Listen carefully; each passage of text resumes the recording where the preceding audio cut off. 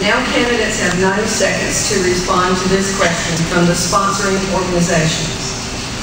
Do you support the redevelopment of Union Pier and the construction of a cruise terminal? Why or why not? And we'll begin with Mr. Gregory. I support the construction of Union Pier. However, I don't want our city to do business with a promise and handshake. I think it is very, very important that we make sure that we have the appropriate standards in place to protect the historical integrity of our city. Without these standards, right now, we have a deal with no enforcement authority.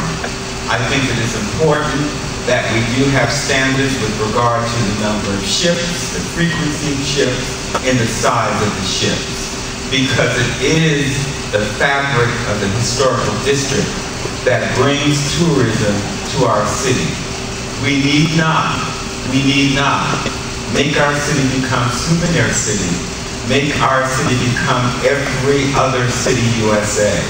So yes, I support Union Pier development, but I also think that we need to make sure that we're dealing with highest and best use of the entire harbor area. I'm not sure if that is actually happening. So as mayor of the city of Charleston, I would make sure that I don't do things representing you with a promise and a handshake. I will make sure that things are contractual and that your interest is always protected. Thank you. Thank you. Mr. Jelks. Well, this is a fairly simple question. I would support what the citizens affected by Union Pier want. They're the ones who are affected by those cruise ships. So the true question is, what do the citizens want? The current mayor seems to be confused because he thinks he is the mayor of tourists and not our residents. Over the years, he's developed this idea that he puts the tourists first over our residents. When tourists come here, they eat, they sleep, and then they leave. What about those of us who stay here? We're going to put the residents first. Thank you. Mr. Riley.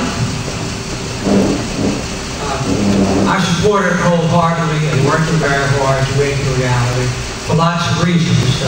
The cruise business creates jobs. Very important. 400 jobs generated, $39 million economic impact. Every time a cruise ship is here, go down there, there are 200 people that day working on the cruise ship, many of whom are retirees, some of whom are longshoremen, citizens in our crew. It's a great job generated. The redevelopment of Union Pier is going to be fabulous. The terminal will be moved up to the northern part of Union Pier in a perfect location. The southern part of the Union Pier will be redeveloped, extending the grid, waterfront access for the citizens of our city, removing the current terminal in front of the Customs House that blocks the historic view, give it back to our citizens. And the fact of the matter is what the Ports Authority has done is splendid. We asked them to restrict the number, they agreed to that. We can't regulate them any more than we can regulate the College of Charleston and how large this student body is. We have an agreement with the College of Charleston that's going to be around 10,000. We have an agreement with the Ports Authority. That's all we can do, but it's a great achievement. It will always be in scale. The city of Charleston was always demand that, and it will be a wonderful new asset for the citizens of our community, a beautiful new cruise terminal that will belong to you. Mr. Barrett? Absolutely not. I agree that we need a legal binding contract for Carnival. And I say put it up not at Union Pier, because that's going to impact an area that's already doubly impacted by this thing. Ansonboro, if you build the auditorium or booth, Ansonboro is going to be just completely overwhelmed by people. They don't want it anywhere near them. I say put it up at Columbus Street.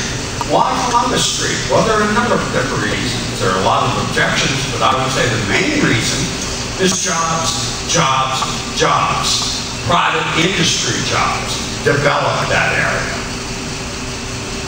That's my solution. Thank you.